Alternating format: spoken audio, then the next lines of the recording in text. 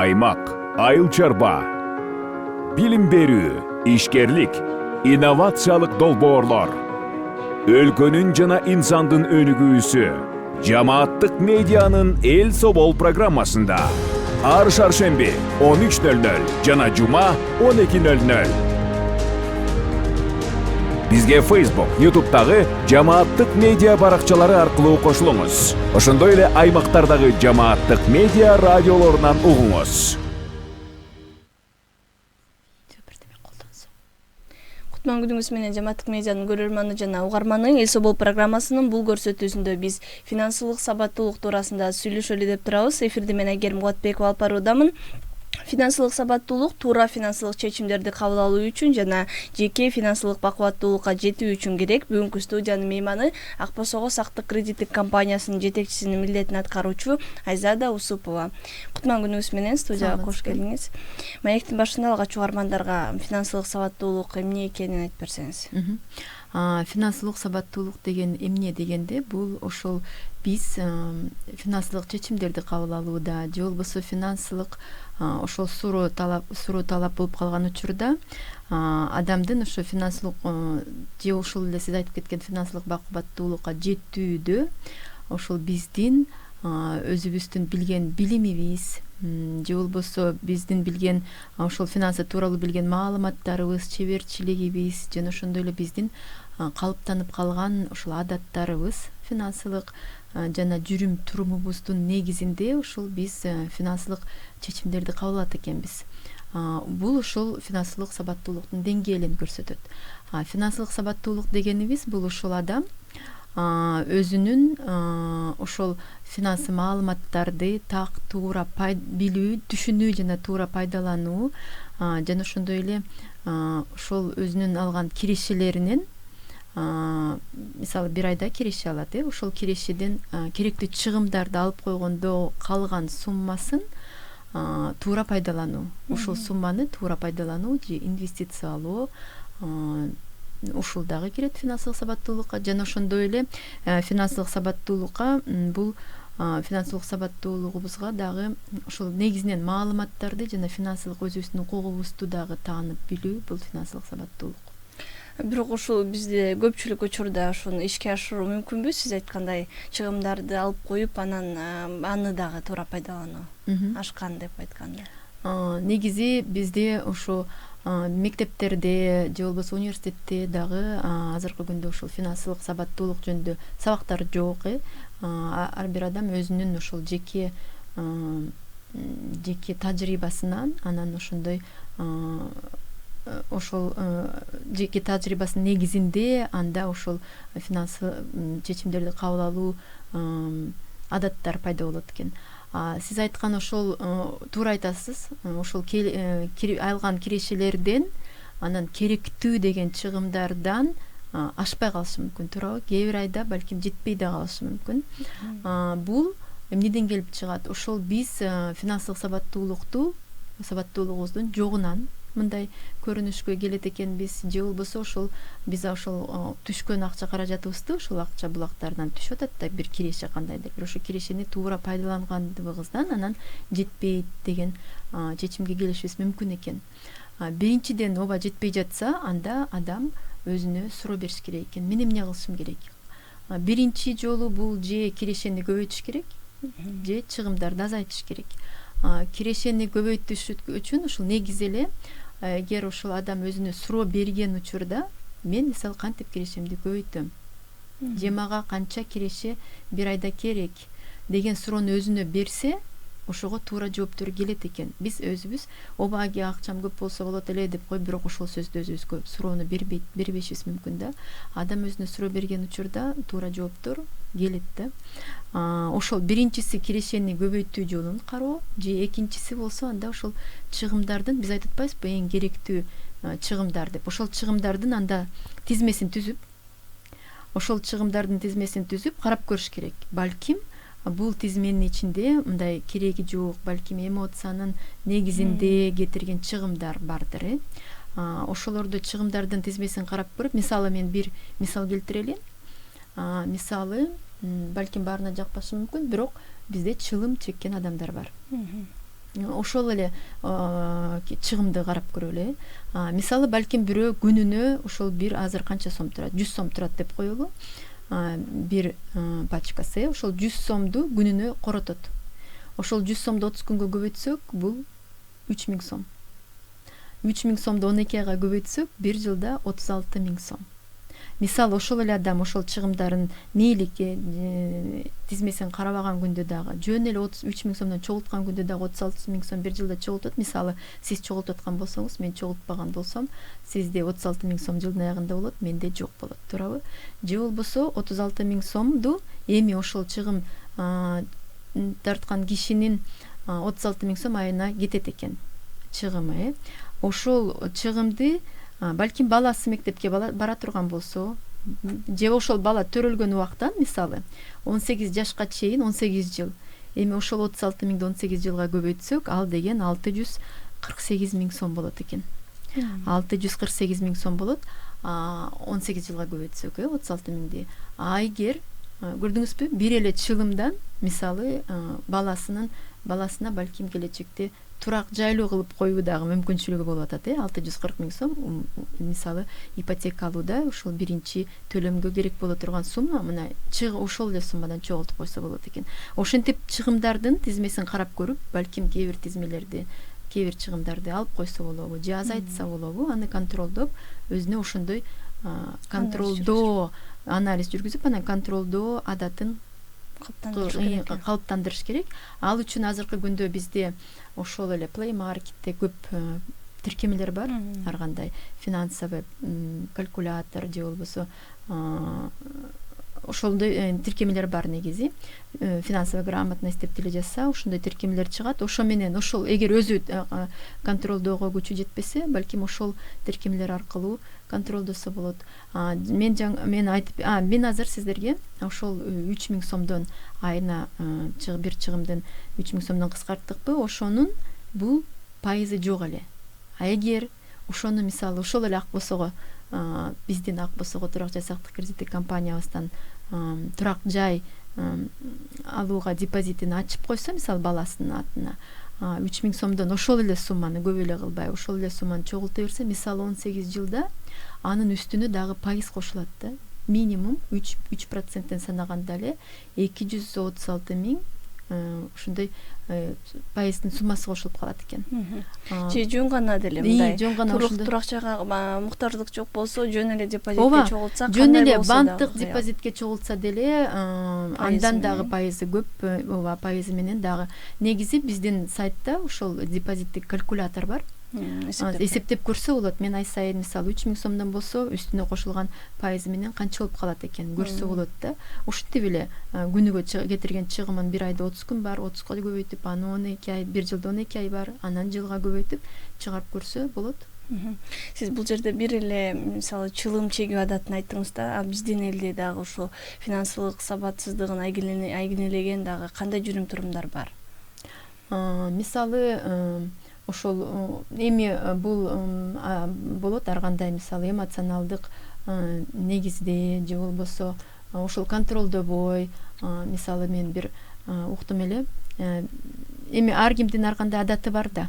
Ошол адаттарына жараша балким бир туура айтасыз, дагы бири бул каражат, мисалы бир айда тапкан кирешеден көп чыгым жасоо.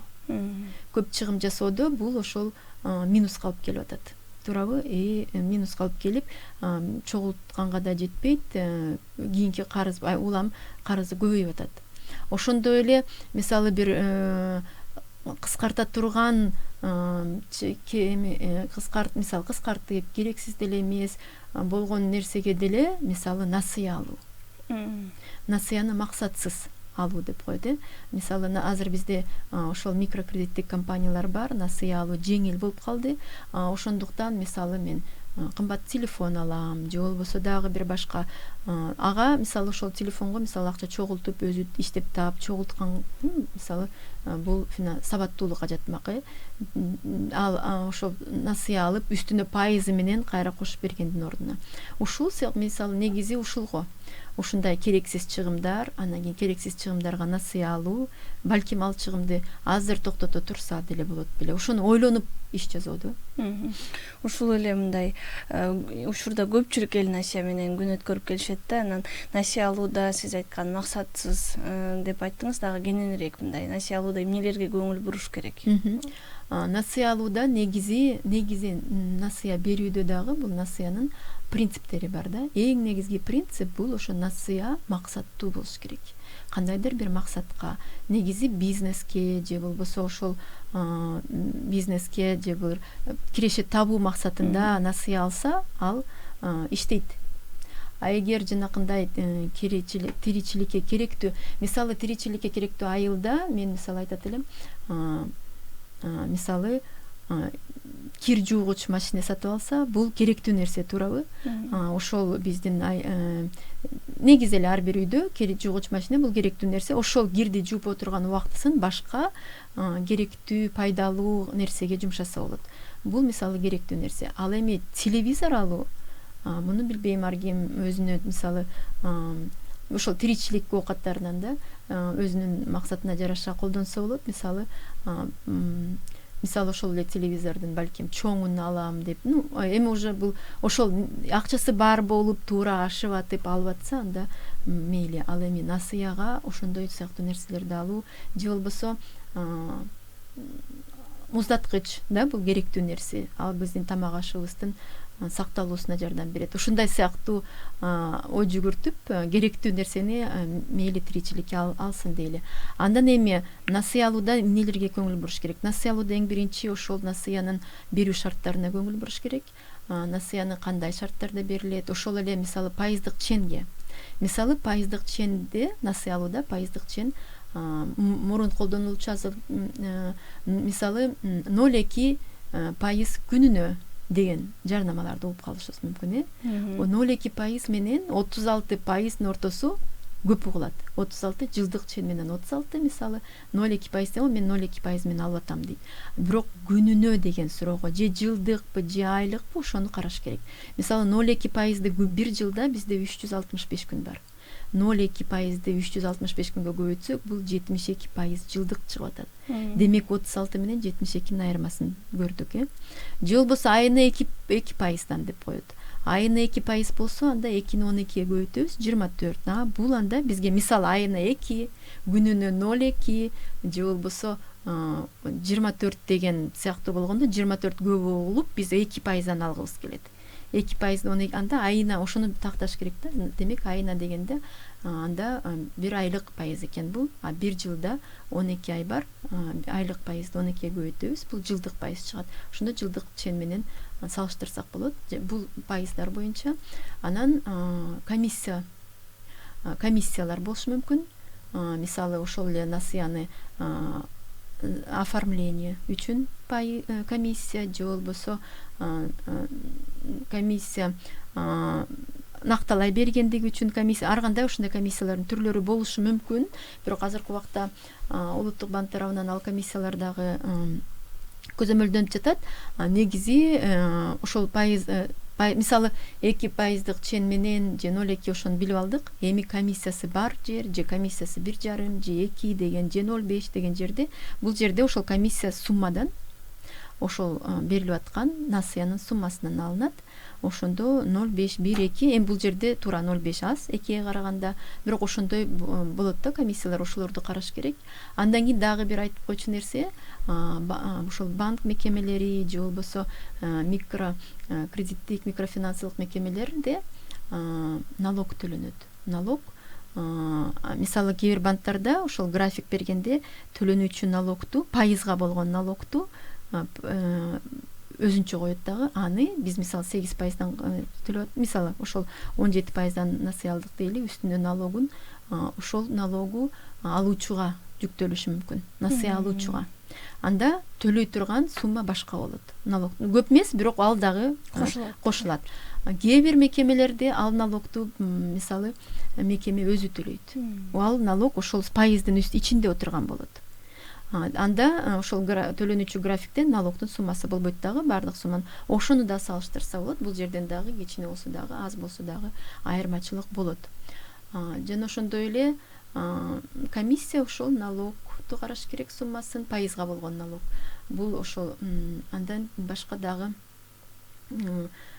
ошол кандай документтер талап кылынат, кээ бир жерде поручитель талап кылынат, кээ бир жерде эми аны биздин колдонуучулар ал жагын салыштырганда билишет. Ошол негизи ушул. Андан кийин негизи эле ошол мекемелердин кандай документтери бар.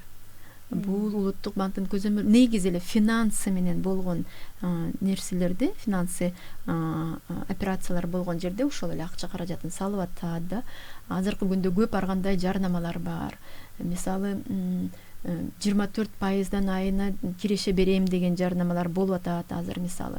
Же болбосо ошол эле кооперативдер, турак жай кооперативдери мынча сом салсаңыз 2 айдан кийин беребиз деген. Ошондой мисалы мындай эмоцияга, сиздин эмоцияңызга прям тийиш эме алгыңыз келип, ошону азыр алгыңыз келип мындай аябай сизге киреше көп көрүнүп жаткан болсо, сиз ошонун карашыңыз керек, кандай документтери бар. Бул мекемени улуттук банк көзөмөлдөйт бекен, же көзөмөлдөбөйт бекен. Себеби улуттук себеби акча каражаты, операциялар болгон нерселердин баарын улуттук банк көзөмөлдөш керек. Бирок азыркы күндө бизде ошол турак жай кооперативдери улуттук банктын көзөмөлүндө эмес. Ошондуктан азыркы чыгып жаткан ар кандай окуяларга туш болуп калышы мүмкүн, акчаларын жок болуп калышы мүмкүн. Же болбосо ошол лизинг компаниялардагы ошол киреше азыр реклама жарнама болуп атат. Биз мынча алып келсеңер, мисалы 24% киреше беребиз деп. Бул ооба, мындай кирешелер жок. Банкта мындай ставкалар жок. Бирок ошондуктан ошол документтерге караш керек. Анан дагы мисалы биз насыяны төлөгөндө, насыяны кайтарып берип атканда бирөөгө берип койбой, же болбосо ушундай болот да айыл жергесинде, ошол мисалы биздин айылда бирөө иштесе, ошол мен насыя алган жерден мен берип жиберишим мүмкүн. Төлөп койчу мага деп. Же кошуна, достордон берип коюшу мүмкүн. Бирок ишенген кишиңиз болсо бербесеңиз, өзүңүз төлөгөнүңүз жакшы, жана ошондой эле ошол квитанцияларды чогултуш керек. Квитанция алганда дагы квитанцияда печать болуш керек, мекеменин печать. Мекеменин ошол сумма бардыгын текшерип, анан ошол назначение платежа деген жерде ошол текшерип, фамилияңыздын туура ошолорду текшерип алган жакшы. Насия жөнүндө аябай жакшы түшүндүрүп бердиңиз. Эми мындай финансылык жактан сабаттуу адам деп биз кандай адамды айтсак болот? Анын жүрүм туруму кандай болот? Финансылык жактан сабаттуу адам деген бул ошол жогоруда айтып кеткендей, ошо кирешелери мисалы 1 айда же 1 жылда тапкан кирешесинен чыгашалар, керектүү чыгашаларды контролдогонду билип, контролдоп, анан ошондон ашкан сумманы туура пайдалануу, же болбосо ошол ашкан сумманы туура башкара алган адам бул финансылык жактан сабаттуу десек болот.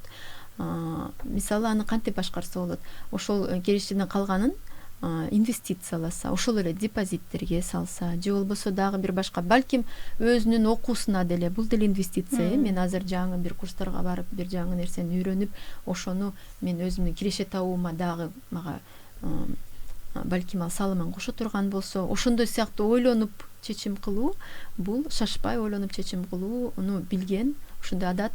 Жана ошондой эле жанакындай жогоруда айтылгандай, мисалы кызыгып, ошол эле азыр бизде турак жай эле эмес, мисалы турак дагы мындай нерселер бар экен, ошо учурдан пайдаланып айтып койсом, мен уктум. Мисалы үйдүн баасы, мисалы айталы, үйдүн баасы 2 миллион сом турса, ушул үйдү биз сизге 30% эле алып келиңиз, бул 600 000 сом болот. Алып келсеңиз, биз аны азыр мисалы биткоин дегендер чыгып атат, ошол жака салып, көбөйтүп сизге 2 миллионго бул үйдү сатып беребиз деген сыяктуу бар экен ошондой схемалар. И ошондой договорду мен көрдүм, ошондойго барган адамдар да бар экен. 600 000 берип, бул жерде эмне деген, эмне үчүн адам ошого барып атат? Бул жерде бул мекеме улуттук банкта көзөмөлүндө турган мекеме мындай ишке барбайт. Бул деген демек ошол караш керек, жана жогоруда айткандай документтери, эмне мекеме, эмне үчүн андай, анан ошого ишенип мына барган адамдар бар экен да. Ушундай нерселерге барбоого аракет кылган адам дагы финансылык сабаттуу адам, ойлонот, риск бар жерде, бул жерде тобокелчиликке барып атат да, тобокелчиликке барып ал үйдү берип коет экен, ала турган үйдү көрсөтөт экен. Мында ошол мекеме үй саткан адам менен келишим түзөт, үй сатып ала турган адам менен келишим түзөт дагы, үй саткан адамга ай сайын аренда ай сайын төлөп берип, ал кишини киргизип коет. Кийин ал рассрочкага саткан болот да, кийин убактысы келгенде беребиз деп. Бирок ошол бул 600 000 сомду берип бул үйгө уже кирип жашап аткан адам, ал мен жашап атам деп алданышы мүмкүн. Бирок документтер толук бүтө элек, акча толугу менен ал саткан кишиге бериле элек. Ошондуктан ушундай нерселерге кабылып калбаш керек. Ушундай нерселерден алыс болууга аракеттениш керек.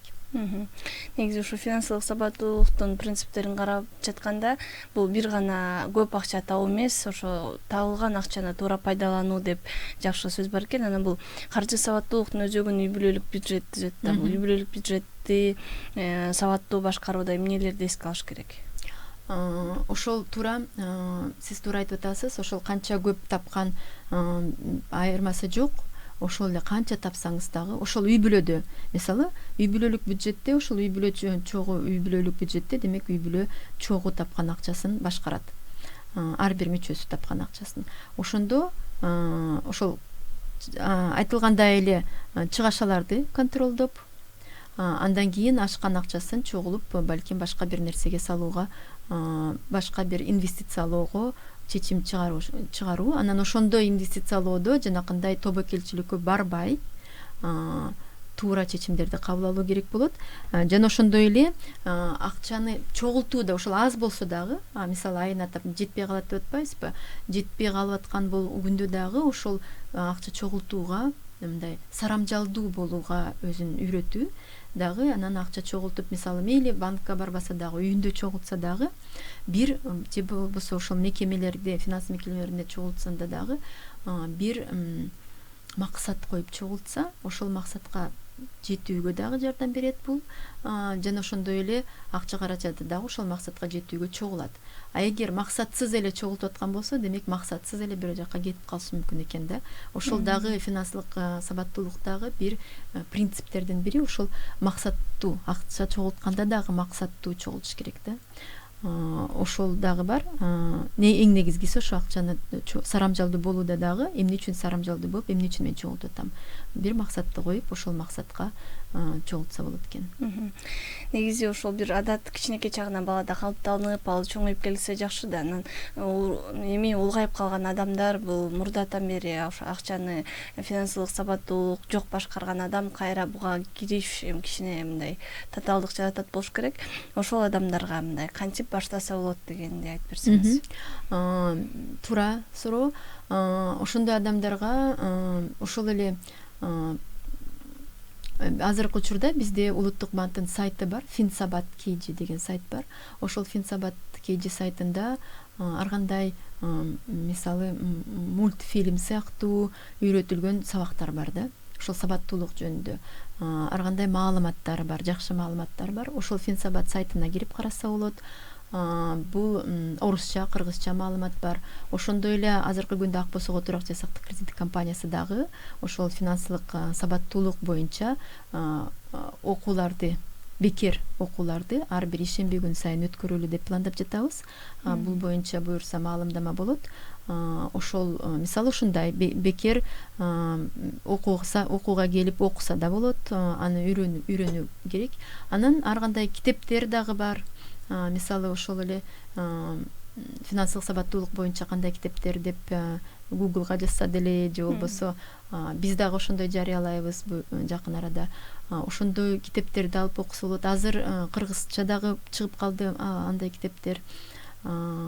Ошол маалыматты жыйнап, анан мисалы сиз жамааттык медиасы дагы пландап жатат го, финансылык сабаттуулук серияларын өткөрүп турабыз деп. Ушул сыяктуу нерселерди угуп, өзүнө колдонуп, сабаттуулугун жогорулатса болот. Чоң рахмат, бизге бөлүнгөн убакыт соңуна чыгып келатат. Ошо эфир соңунда сизге кээ бир адамдарда ошо эмне үчүн мен бул финансылык сабаттуулукту үйрөнүшүм керек, ал жок деле мурда деле күнүмдү өткөрүп келгем деген суроолор болушу мүмкүн. Ошон үчүн эмне үчүн маанилүү, эмне үчүн сиз айткандай китептерди окуш керек, маалыматтарды алыш керек, бул адаттарды калыптандырыш керек экенин айтып берсеңиз. Эмне үчүн дегенде сиз эң башында эле туура айттыңыз го, финансылык сабаттуулук биздин финансылык бакубаттуулугубузга алып келет. Туура акча жөнүндө эле ойлогон бул негизи андан башка негизги баалуулуктар бар адамда. Бирок ошол акча каражаты биздин финансылык бакубаттуулугубузга алып келүүчү курал. Туурабы? Курал. Ошондуктан акчаны колдоно билүүнү менин акчам, сиз айткан туура, азыр акчам жетпей атат, ай сайын мен жетпей атат, ашпаган акчамдын эмнесин мен чогултмак элем, же болбосо мен ошол акча жетпеген акчаны кантип мен башкара алат элем деген суроолор болушу мүмкүн. Бирок ошол туура жок кезинде эле финансылык сабаттуулугубузду жогорулатсак, биз ошону билишибиз керек экен да, финансылык сабаттуулукту, ошол маалыматтарды билсек, анан акча пайда болгондо, ашык пайда болгондо биз ошону туура пайдалана алабыз. Ошон үчүн деле керек, үйрөнүшүбүз керек. Азыркы күндө жетпей жатса дагы биз үйрөнүп, жанагы чыгымдарыбызды контролдосок, ашып баштайт. Ошол ашып баштаган акча каражаттарын кантип туура пайдаланабыз, кантип туура финансылык максаттарды кое алабыз, ошол жөнүндө да үйрөнсөк, бизге ошол колдонуу оңой болот экен да, же болбосо башкаруу оңой болот. Жана ошондой эле дагы бир ошол азыр эч нерсеге жетпей жатабы, бирок эч нерсени карабай, анысы деле жетпей жатат да. Бир ошол 3000 сомбу же болбосо аз эле сомманы деле чогултуп баштаса, мисалы жылдын аягында чогултпаган адам менен чогулткан адамдын ортосунда айырмачылык болот. Сиз жылдын аягында чогулуп, бир максатты коюп чогултуп баштасаңыз, бул мына ашык акча жылдын аягында мисалы болуп калат да. Бир убакыт, мисалы, ошо максат койгондо убакытсын коюп, анан максатын коюп, ошол убакытка жеткенде сизде ошол акча каражаты болот, анан аны башкарасыз. Чоң рахмат сизге. Эфир аркылуу угармандарга абдан жакшы пайдалуу кеңештерди айтып бердиңиз. Урматтуу Жамааттык медианын көрөрманы жана угарманы, Эл Собол программасында финансылык сабаттуулук туурасында сөз кылдык. Суроолорго Ак Босого Турак Жай Сактык кредиттик компаниясынын жетекчисинин милдетин аткаруучу Айзада Усупова жооп берди. Эфирди мен Айгерим Кубатбекова алып бардым. Кайрадан эфир аркылуу амандашканча саламатта туруңуз. Аймак, айыл чарба, билим берүү, ишкерлик, инновациялык долбоорлор. Өлкөнүн жана инсандын өнүгүүсү Жамааттык медианын Эл Собол программасында. Ар шаршемби 13:00 жана жума 12:00. Бизге Facebook, YouTube'дагы Жамааттык медиа баракчалары аркылуу кошулуңуз. Ошондой эле аймактардагы Жамааттык медиа радиолорунан угуңуз.